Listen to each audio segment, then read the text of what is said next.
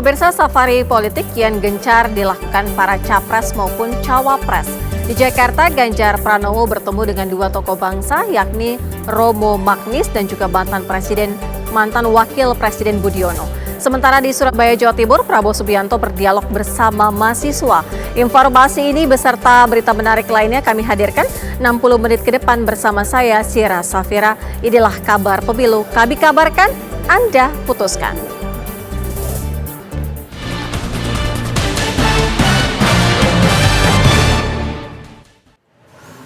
Kami hadirkan informasi yang pertama untuk Anda khusus di kabar pemilu, di mana kami akan terus mengabarkan mengenai perkembangan situasi politik, di mana pada hari ini calon Presiden Ganjar Pranowo terus melanjutkan safari politiknya dengan menemui tokoh bangsa. Pagi tadi calon Presiden nomor urut 3 bertemu dengan rohaniawan Romo Magnis dan mantan Wakil Presiden Budiono di tempat terpisah. Satu lagi, iman dalam tantangan. Calon Presiden nomor urut 3 Ganjar Pranowo bertemu dengan rohaniawan dan filsuf Pran Magnis Suseno atau Romo Magnis di Sekolah Tinggi Filsafat Driarkara, Jakarta Pusat. Sekitar pukul 8.30 Ganjar Pranowo tiba di Driarkara dan melakukan pertemuan secara tertutup bersama Romo Magnis. Pertemuan berlangsung selama 1 jam. Perpolitikan itu bukan memenangkan kiri kanan orang, tetapi memenangkan, menyelamatkan, memajukan bangsa Indonesia. Dan itu yang kami bicarakan kurang lebih tadi. Ada pesan khusus buat Mas Ganjar? Tidak ada pesan khusus. Semoga Tuhan memberkati dan silahkan jalan terus.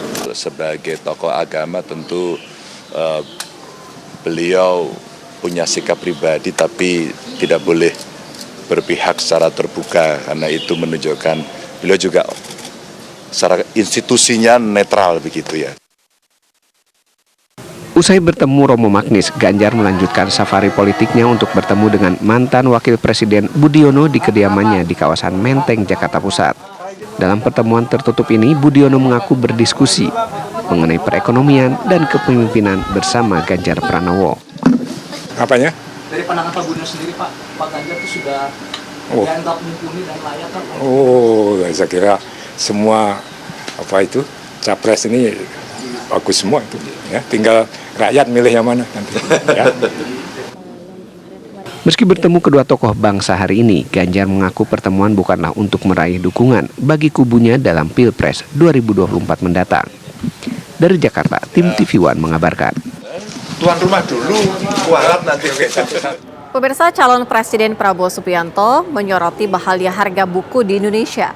Jika terpilih menjadi presiden, Prabowo berjanji akan menghapus dan menurunkan pajak dan bea masuk di sektor pendidikan, termasuk untuk buku-buku.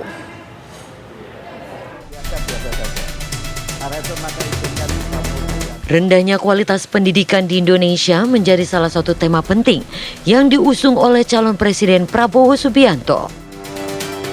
Saat berdialog di Universitas Muhammadiyah Surabaya Jumat pagi, Prabowo Subianto menyoroti masih tingginya pajak di sektor pendidikan. Akibat kebijakan yang tidak memihak pada sektor pendidikan ini, harga buku-buku di Indonesia menjadi relatif mahal. Oleh sebab itu, Prabowo berjanji untuk memangkas dan menurunkan pajak dan juga bea masuk yang terkait dengan pendidikan. Pajak untuk pendidikan harus serendah-rendahnya. Kalau bisa kita hapus untuk pendidikan, kalau bisa. Kalau bisa, ya. Tapi harus rendah, nggak masuk akal. Kenapa? Juga masih kalau tidak salah, kita pajak terhadap buku-buku sekolah. Benar ya? Kemudian juga buku-buku import, biayanya masih tinggi. Di negara-negara yang maju, khusus untuk sekolah, tidak ada bea masuk untuk buku dari luar negeri. Selain menurunkan pajak sektor pendidikan, Prabowo juga menegaskan programnya untuk memberikan bantuan makan siang bagi seluruh murid di sekolah-sekolah. Dari Surabaya, Jawa Timur, tim TV One mengabarkan.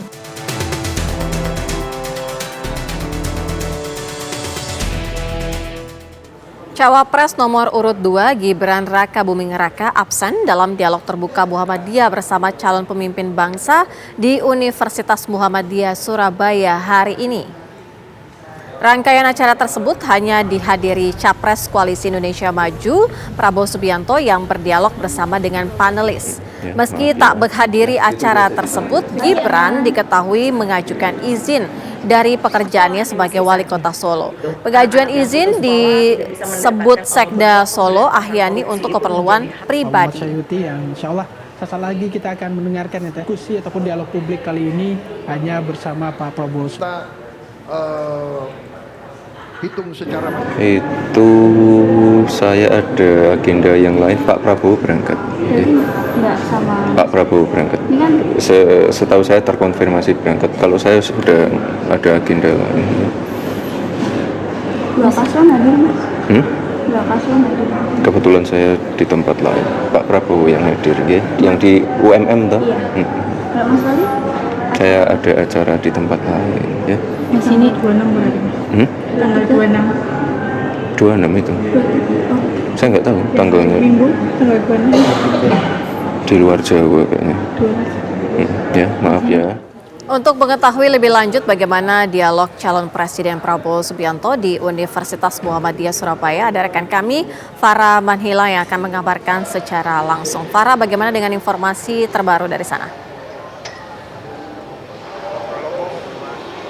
Ya, memang hari ini telah digelar dialog terbuka Muhammadiyah calon pemimpin bangsa yang kali ini adalah rangkaian yang terakhir atau yang ketiga kalinya bersama dengan calon pemimpin bangsa yang dihadiri oleh Prabowo Subianto. Namun sayangnya pemirsa, paslon dengan nomor urut 2 ini tidak turut dihadiri oleh calon wakil presiden Gibran Raka Buming Raka. Tadi Prabowo Subianto juga telah memaparkan gagasannya dan juga telah menjawab pertanyaan-pertanyaan dari para panelis, beberapa di antaranya terkait isu kesejahteraan, kemiskinan, stunting ibu dan anak, hukum dan HAM, dan terorisme, serta berbagai isu lainnya. Dan saya akan ajak Anda untuk berbincang dengan mahasiswa yang tadi sudah menyaksikan dialog terbuka. Kira-kira tanggapannya seperti apa atas permasalahan atau dialog yang sudah disampaikan pada hari ini. Selamat sore, halo. Ini namanya siapa nih, Mas? Kalau saya Akhlis. Akhlis, Mas Akhlis, tanya dulu ke Mas Akhlis ya. Tadi sudah nonton Prabowo? Sudah, saya nonton, iya, dan menyimak dengan seksama tadi. Coba kalau bisa diminta memberikan tanggapan nih, kira-kira tanggapannya seperti apa atas dialog terbuka tadi, Mas? Sebetulnya agenda dialog terbuka ini kita sangat mengapresiasi karena di mana kita mengetahui ide dan gagasan para calon presiden dan wakil presiden. Tadi sudah jawab berbagai pertanyaan dari para panelis, sudah puas belum nih, Mas, dengan jawabannya? Sebetulnya kalau saya sendiri kurang puas dengan jawaban dari Pak Prabowo tadi, karena memang kita juga tidak diberi kesempatan untuk bertanya karena mewakili dari generasi milenial. Nah, karena yang ditanyakan adalah dari panelis, sedangkan kita ini dari generasi milenial juga harus bertanya terkait ide dan gagasan. Karena itu adalah yang dirasa bagi generasi milenial untuk mengetahui visi misi kedepannya Pak Prabowo. Terima kasih banyak, Mas Akhlis. Berikutnya saya juga akan tanya pemirsa, namanya siapa, Mbak? Amanat. Mbak Amanat, nih kira-kira tanggapannya soal dialog publik tadi yang sudah digelar di Gedung Rektorat ini gimana nih, Mbak? Oke, untuk terkait dialog tadi sebenarnya itu menurut saya luar biasa karena dialog ini jarang dilakukan di kampus. Mungkin pada pemilu tahun 2024 nanti ini ya, Mbak. Nah, salah satunya juga biar kita para mahasiswa ini nggak anti politik atau luwes terhadap politik, karena banyak kita lihat pemilih muda itu lebih banyak daripada pemilih yang di usia tua seperti itu. Tadi kalau sudah menyimak dengan baik nih, Mbak, kira-kira bagaimana respon Mbak Amanat atas jawaban-jawaban Pak Prabowo dari para panelis ini, Mbak?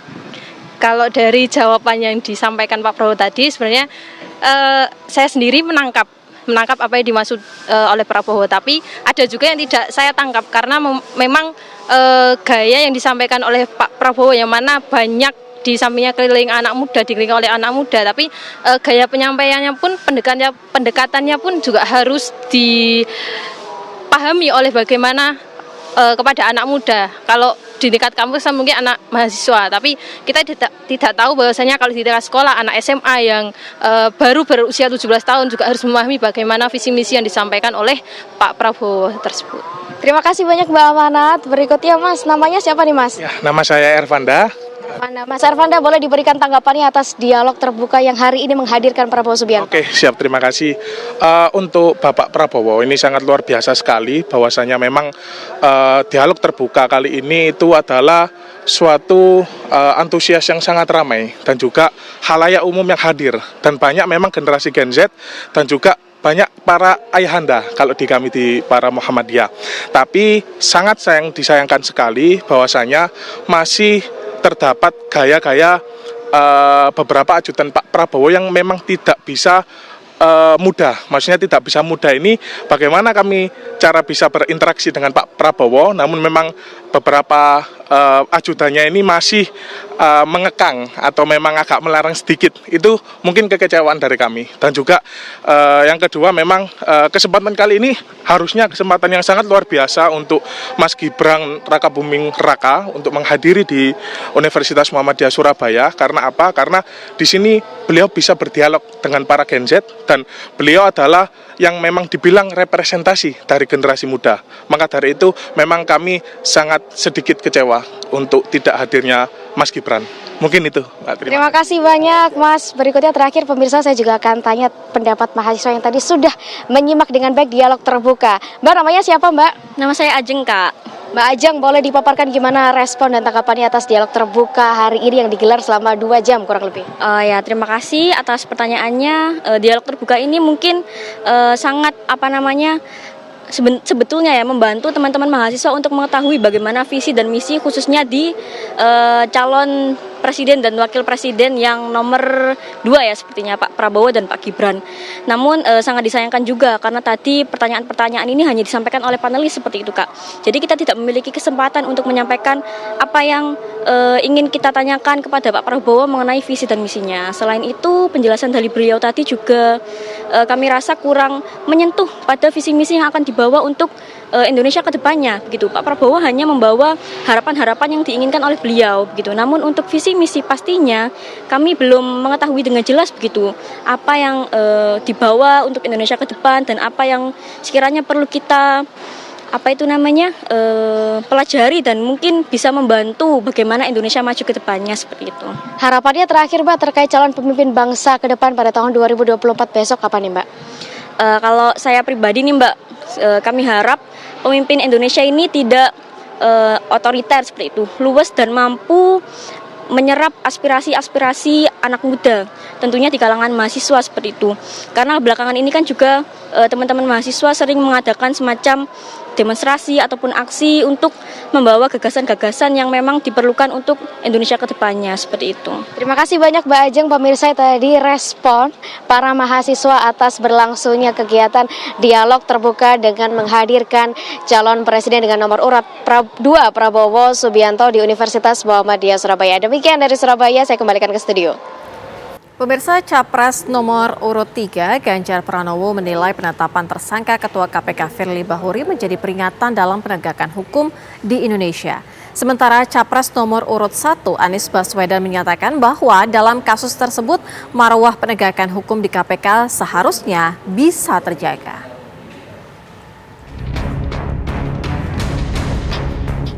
Polda Metro Jaya telah mengumumkan status tersangka kepada Ketua KPK Firly Bahuri dalam kasus dugaan pemerasan terhadap mantan Menteri Pertanian Syahrul Yassin Limpo. Firly diduga melakukan pemerasan, penerimaan gratifikasi, dan penerimaan suap terkait dengan penanganan permasalahan hukum di Kementerian Pertanian pada kurun waktu 2020 sampai 2023.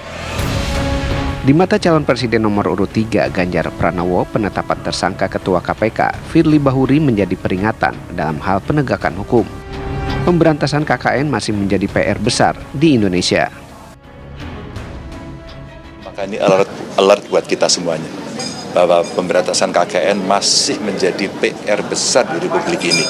Mudah-mudahan semuanya menjadi sadar dan para mereka siapapun yang akan berada pada posisi yang akan menentukan, memimpin, hati-hatilah pada soal ini. Reformasi 98 salah satunya mengingatkan pada kita semuanya agar KKN itu diberantas. Sementara bagi calon presiden nomor urut 1, Anies Baswedan, dalam kasus yang menjerat Ketua KPK, yang terpenting adalah menjaga marwah hukum yang seadil-adilnya. Yang penting adalah penegakan hukum untuk menghadirkan rasa keadilan. Jadi aturan hukum ditegakkan, tidak tebang pilih, tujuannya menghadirkan rasa keadilan. Itu yang penting dijaga, itu yang penting dilakukan. Dan menjaga marwah lembaga pemberantasan korupsi. Karena Komisi Pemberantasan Korupsi ini adalah komisi yang seharusnya bisa menjadi contoh. Dalam kasus yang menjerat Firly Bahuri, Koordinator Staf Khusus Presiden Ari Dwi Payana mengatakan, Kementerian Sekretariat Negara akan memproses status Firly di KPK jika Kemensesnek sudah menerima surat pemberitahuan penetapan tersangka. Dari Jakarta, tim TV One mengabarkan. Memasuki masa kampanye pemilu pekan depan, Presiden Joko Widodo telah merilis aturan terkait cuti untuk pejabat. Presiden telah menandatangani peraturan pemerintah atau PP nomor 53 tahun 2023 yang mengatur cuti menteri dan kepala daerah selama masa kampanye pemilu 2024. Aturan ini yang ditandatangani per 21 November 2023 juga mengatur alur pengajuan cuti menteri atau kepala daerah yang maju dalam Pilpres 2024. Aturan ini akan memungkinkan para pejabat cuti kampanye mulai dari menteri atau pejabat setingkat menteri, kemudian gubernur, wakil gubernur juga termasuk dalam hal ini, kemudian bupati dan juga wakil bupati serta wali kota serta wakil wali kota.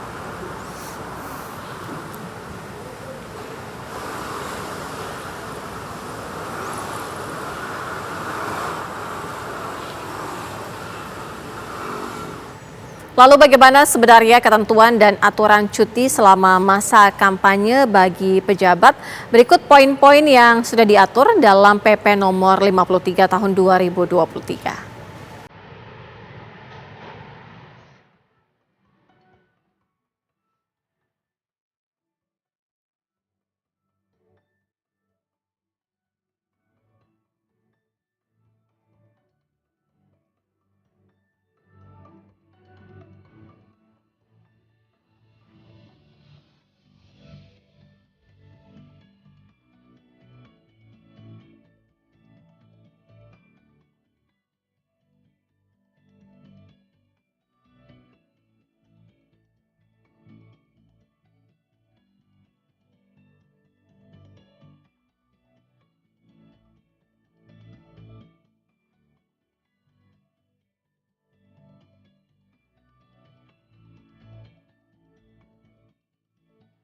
Pemirsa, di masa kampanye pemilihan umum nanti, pejabat negara yang masih menjalankan tugas pemerintahan dan menjadi anggota partai politik akan diberikan cuti untuk terjun mengikuti kampanye. Merespon aturan ini, sejumlah masyarakat pun menyatakan ketidaksetujuannya. Lantas, bagaimana penjelasan dari ketidaksetujuan mereka ini? Mari kita simak laporan bersama dari reporter Nadila Saleh dan juru kamera Dudi Ardiansyah. Tak terasa sebentar lagi tahapan pemilu akan masuk dalam tahapan kampanye, salah satu tahapan yang paling dinantikan oleh sejumlah pihak. Nah, dalam tahap kampanye ini ada sejumlah peraturan. Peraturan pertama ini peraturan Komisi Pemilihan Umum nomor 23 tahun 2018 yang menyebutkan bahwa dalam kampanye ini para pejabat negara baik itu presiden, menteri-menteri, kemudian gubernur, wali kota ataupun bupati ini mereka bisa mengikuti kampanye dengan syarat yaitu menjadi bagian ataupun anggota partai politik. Peraturan kedua pemirsa ini berkaitan dengan peraturan Komisi Pemilihan Umum nomor 15 tahun 2023 yang menyebutkan bahwa ataupun menjelaskan bahwa para pejabat negara yang mengikuti kampanye ini harus mengajukan cuti terlebih dahulu. Yang artinya pemirsa, di sini pejabat negara harus membagikan tugasnya, baik tugas untuk pemerintahan ataupun tugas untuk partai politik.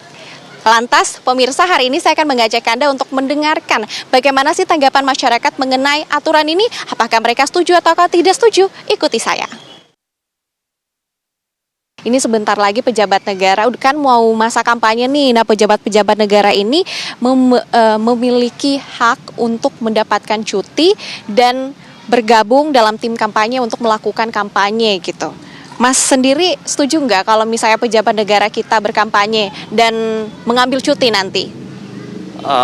Kalau dari aku sih kayaknya aku kurang setuju ya, karena selagi mereka menjabat kan mereka pasti masih ada tanggung jawabnya sendiri gitu, dan menurut aku akan lebih baik kalau misalkan mereka jalanin dulu ya tanggung jawabnya gitu, karena mereka kan masih punya tugas, masih ada tanggung jawab. Jadi menurut aku cukup disayangkan kalau mereka harus ngambil cuti gitu ya untuk bantu ikut masuk tim kampanye gitu. Menurut aku lebih baik selesaikan aja dulu tugasnya, tanggung jawabnya, karena kan sebentar lagi juga udah mau selesai tuh masanya. Jadi ya ada baiknya diselesaikan dulu aja sih supaya baik.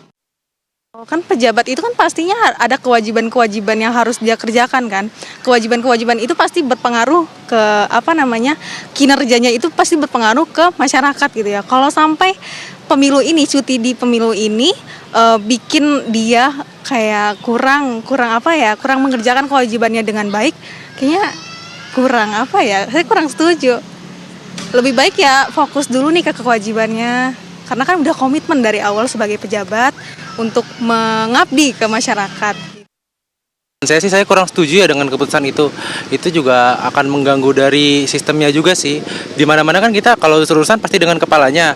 Meskipun itu bisa diwakilkan, itu akan berbeda keputusan. Menurut saya sih pasti kayak gitu. Akan berbeda keputusan dengan kepalanya. Jadi kalau saya kurang setuju sih dengan keputusan itu. Jadi lebih baik kalau memang dia masih bertugas, lanjutkan dulu tugasnya sampai selesai, baru misalnya dia ingin berkampanye, jangan dulu sih, jangan sampai ngambil waktunya dulu sih. Apalagi kalau cuti kayak gitu kan untuk kampanye. Tapi itu pasti mereka juga punya kepentingan untuk selanjutnya kan. Nah, pemirsa, itulah tanggapan masyarakat mengenai aturan cuti bagi pejabat negara yang akan melakukan kampanye. Tadi kita dengarkan bahwa seluruh masyarakat ini mereka menyatakan bahwa tidak setuju dengan adanya aturan ini. Bagaimana dengan pendapat Anda pemirsa di rumah? Dari Jakarta, Nadila Saleh, Dudi Ardiansyah, TV One mengabarkan. Kabar pemilu segera kembali dengan sejumlah informasi penting lainnya usai jeda. Kami kabarkan, Anda putuskan. Pemirsa, calon Presiden Ganjar Pranowo terus melanjutkan safari politiknya dengan menemui tokoh bangsa. Pagi tadi, calon Presiden nomor urut 3 ini bertemu dengan rohaniawan, Romo Magnis, dan mantan Wakil Presiden Budiono di tempat yang terpisah. Dan satu lagi, iman dalam tantangan. Calon Presiden nomor urut 3 Ganjar Pranowo bertemu dengan rohaniawan dan filsuf Pran Magnis Suseno atau Romo Magnis di Sekolah Tinggi Filsafat Driarkara, Jakarta Pusat. Sekitar pukul 8.30 Ganjar Pranowo tiba di Driarkara dan melakukan pertemuan secara tertutup bersama Romo Magnis. Pertemuan berlangsung selama 1 jam. Perpolitikan itu bukan memenangkan kiri kanan orang, tetapi memenangkan, menyelamatkan, memajukan bangsa Indonesia. Dan itu yang kami bicarakan kurang lebih tadi. Ada pesan khusus buat Mas Ganjar? Tidak ada pesan khusus. Semoga Tuhan memberkati dan silahkan jalan terus. Sebagai tokoh agama tentu beliau punya sikap pribadi, tapi tidak boleh berpihak secara terbuka, karena itu menunjukkan beliau juga secara institusinya netral begitu ya. Usai bertemu Romo Magnis, Ganjar melanjutkan safari politiknya untuk bertemu dengan mantan Wakil Presiden Budiono di kediamannya di kawasan Menteng, Jakarta Pusat. Dalam pertemuan tertutup ini, Budiono mengaku berdiskusi mengenai perekonomian dan kepemimpinan bersama Ganjar Pranowo. Apanya? Dari pandangan Pak Budiono sendiri, Pak Ganjar itu sudah dianggap mumpuni dan layak kan? Saya kira semua capres ini bagus semua itu. Ya, tinggal rakyat milih yang mana nanti. Ya. Meski bertemu kedua tokoh bangsa hari ini, Ganjar mengaku pertemuan bukanlah untuk meraih dukungan bagi kubunya dalam Pilpres 2024 mendatang. Dari Jakarta, tim TV One mengabarkan. Tuan rumah dulu, kuat nanti satu-satu.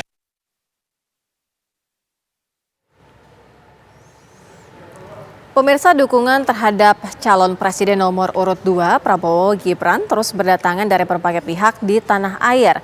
Ratusan petani di Boyolali, Jawa Tengah mendukung pasangan Prabowo Gibran yang dinilai mengerti dengan petani tembakau.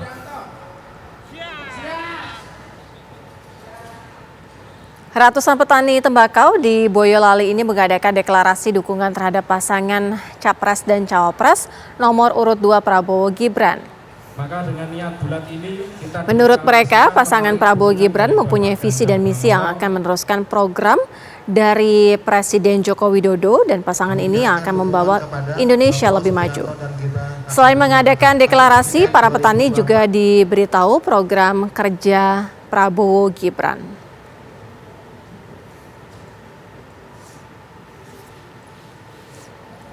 Indonesia maju.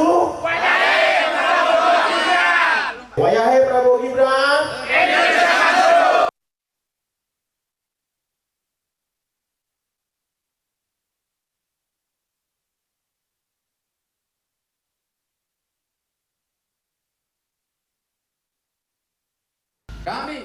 Setelah bertemu dengan dua tokoh bangsa, Capres Ganjar Pranowo siang tadi menghadiri Indonesia Millennial and Gen Z Summit untuk memantau bagaimana hajatan kaum muda yang nantinya juga akan dihadiri Capres Anies Baswedan ini. Ada rekan kami Ikra Anggana yang akan mengabarkan. Ikra, bagaimana dengan informasi terbaru? Ya, selamat siang, Sira dan juga pemirsa. Baru saja bakal calon presiden koalisi PDI Perjuangan Ganjar Pranowo ini meninggalkan Indonesia Millennial Gen Z Summit 2023 yang bertepatan di sekitar Senayan, Jakarta. Tadi Ganjar Pranowo ini menggarisbawahi beberapa poin mengenai Gen Z dan juga milenial, diantaranya adalah isu mental health, di mana memang menjadi salah satu perhatian yang akan dibawa oleh pasangan Ganjar Mahfud dalam kontestasi Pilpres 2024, mengingat jumlah pemilih di tahun 2024 ini berdasarkan data dari KPU RI ini sebanyak dari 170 juta pemilih ini 80% atau 70%, 70 juta maksud kami, 70 hingga 80 jutanya ini berada di kisaran milenial dan juga Gen Z. Dan Sira dan juga pemirsa dapat kami informasikan memang acara ini akan dihadiri oleh beberapa pasang calon capres dan juga cawapres, di mana hari ini tadi sudah hadir Ganjar Pranowo dan nanti pada pukul 16.00 waktu Indonesia Barat ini akan hadir calon presiden dari Koalisi Perubahan Anies Rashid Baswedan, dan nanti 2 hari lagi hari Minggu ini akan hadir paslon dari Koalisi Indonesia Maju Prabowo Subianto dan juga Gibran Rakabuming Raka yang akan mengisi materi sebagai speaker atau pembicara dalam acara Indonesia Millennial Gen Z Summit 2023. Dan di hari Minggu juga nanti ada bakal calon wakil presiden dari Koalisi Perubahan Muhaimin Iskandar yang juga dijadwalkan akan menjadi speaker pada hari Minggu nanti. Dan memang jika kami pantau di sini, situasi di sini banyak sekali, sekitar ratusan atau bahkan mungkin ribuan Gen Z dan milenial sudah hadir di sekitaran Senayan Park Jakarta Pusat ini. Dan memang mengingat ini adalah hari pertama, acara ini berlangsung selama 3 hari, tidak menutup kemungkinan sampai akhir pekan nanti ini acara ini akan dihadiri oleh lebih banyak lagi masyarakat muda atau pemilih milenial dan juga Gen Z di tanah air. Untuk sementara demikian, Sira, saya kembalikan ke Anda di studio. Ikra Anggana, informasi langsung dari Senayan Park, Jakarta. Pemirsa, berbagai elemen kaum muda ternyata mulai menyuarakan dukungannya terhadap masing-masing capres. Di Sleman DIY, para santri mendukung Ganjar Mahfud. Sementara para gus muda di Surabaya, Jawa Timur menyatakan dukungannya kepada Gibran Rakabuming Raka.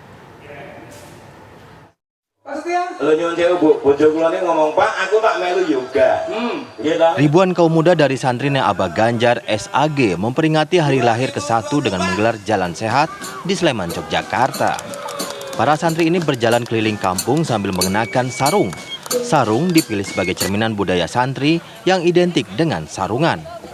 Mereka juga melantunkan salawat dan berdoa agar Ganjar Mahfud menang dalam Pilpres 2024.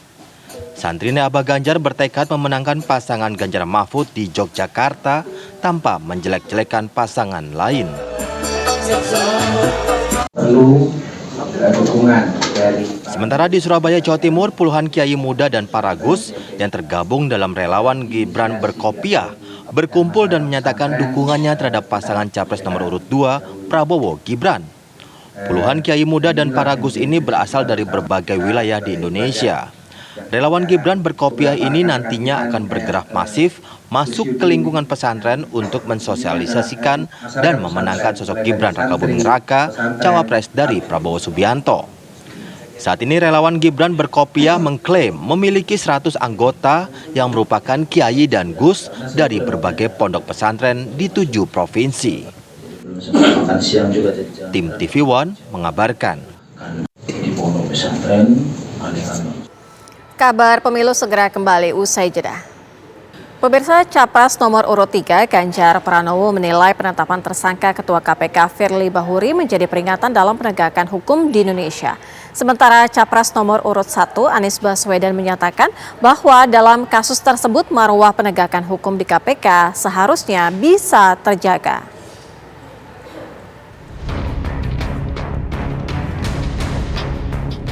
Polda Metro Jaya telah mengumumkan status tersangka kepada Ketua KPK Firly Bahuri dalam kasus dugaan pemerasan terhadap mantan Menteri Pertanian Syahrul Yassin Limpo. Firly diduga melakukan pemerasan, penerimaan gratifikasi, dan penerimaan suap terkait dengan penanganan permasalahan hukum di Kementerian Pertanian pada kurun waktu 2020 sampai 2023. Di mata calon presiden nomor urut 3 Ganjar Pranowo, penetapan tersangka Ketua KPK Firly Bahuri menjadi peringatan dalam hal penegakan hukum. Pemberantasan KKN masih menjadi PR besar di Indonesia. Maka ini alert buat kita semuanya, bahwa pemberantasan KKN masih menjadi PR besar di Republik ini. Mudah-mudahan semuanya menjadi sadar dan para mereka siapapun yang akan berada pada posisi yang akan menentukan, memimpin, hati-hatilah pada soal ini. Reformasi 98 salah satunya mengingatkan pada kita semuanya agar KKN itu diberantas. Sementara bagi calon presiden nomor urut 1 Anies Baswedan dalam kasus yang menjerat Ketua KPK, yang terpenting adalah menjaga marwah hukum yang seadil-adilnya. Yang penting adalah penegakan hukum untuk menghadirkan rasa keadilan.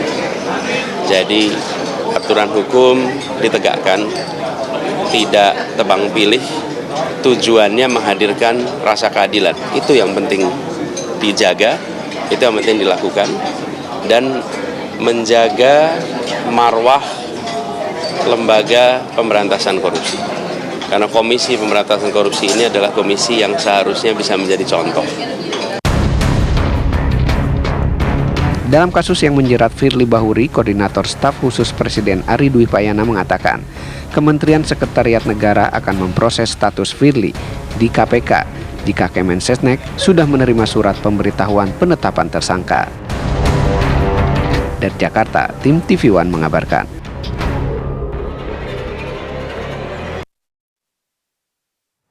Pemirsa, berbagai manuver terus dilakukan para pendukung Capres menjelang Pilpres 2024. Selain faktor regional, masing-masing pendukung Capres juga mulai mengincar pemilih dari latar belakang profesi yang sama.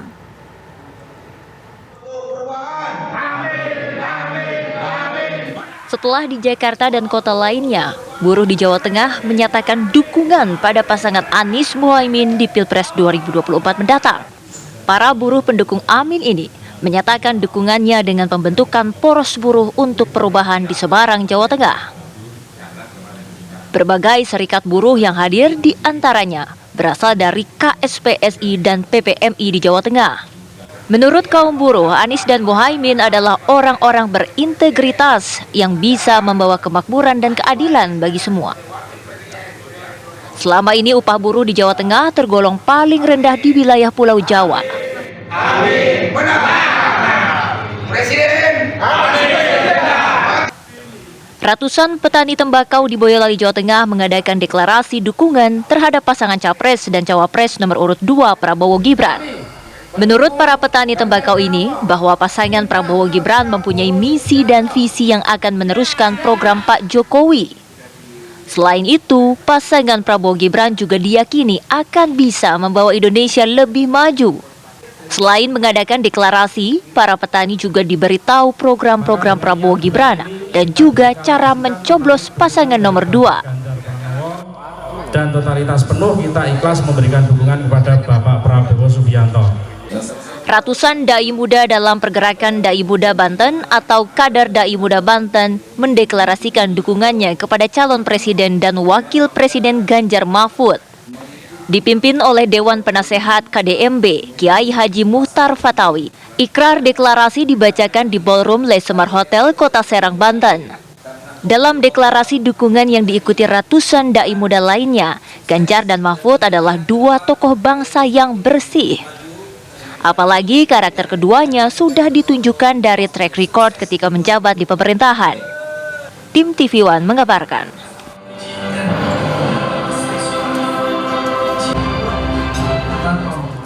Bawaslu Kota Banjar, Jawa Barat membentuk tim ITE untuk memantau aktivitas aparatur sipil negara.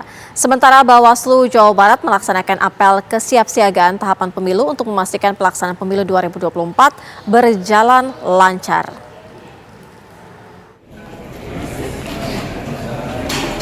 Bawaslu Kota Banjar, Jawa Barat menggelar rapat koordinasi lintas sektor bersama caleg dari seluruh partai politik peserta pemilu 2024. Pemerintah setempat, TNI, dan Polri. Dalam rapat koordinasi itu, Bawaslu Kota Banjar menegaskan telah membentuk tim untuk memantau aktivitas aparatur sipil negara atau ASN yang berkampanye baik di media sosial maupun secara langsung. Bawaslu menyebut pada tahun sebelumnya terdapat 2.000 pelanggaran yang dilakukan oleh ASN. Bila ASN tersebut terbukti melakukan pelanggaran akan diberi sanksi sesuai dengan pasal 9 dan pasal 24 Undang-Undang Nomor 20 Tahun 2023 tentang larangan ASN berpolitik. Selain membentuk tim, rapat koordinasi itu juga mensosialisasikan peraturan kampanye kepada seluruh caleg yang telah ditetapkan oleh KPU setempat.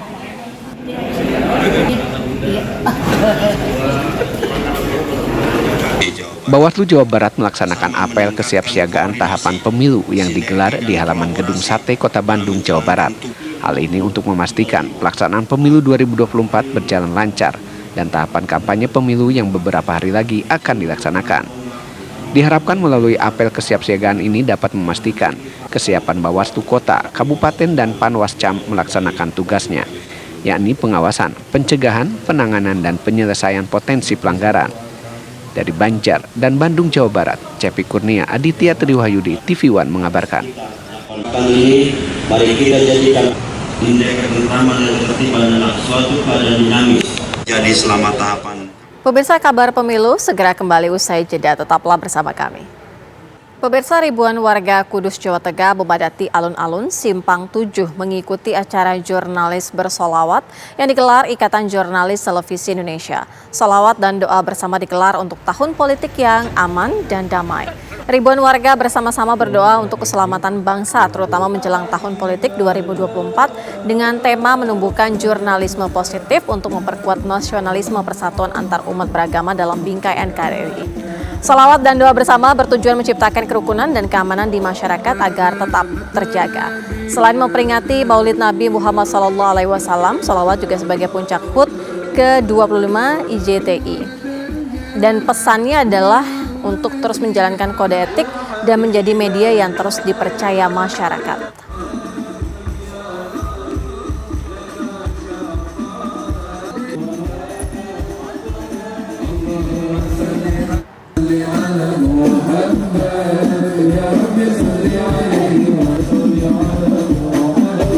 Memberikan hal-hal yang positif, amin Allahumma amin.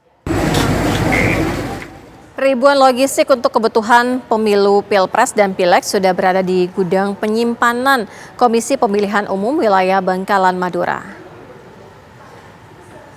Sedikitnya 15.000 kotak suara dan logistik lainnya untuk pemilihan presiden dan pemilihan legislatif daerah, provinsi maupun pusat telah tiba dan disimpan di gudang penyimpanan Komisi Pemilihan Umum atau KPU Wilayah Kabupaten Bangkalan.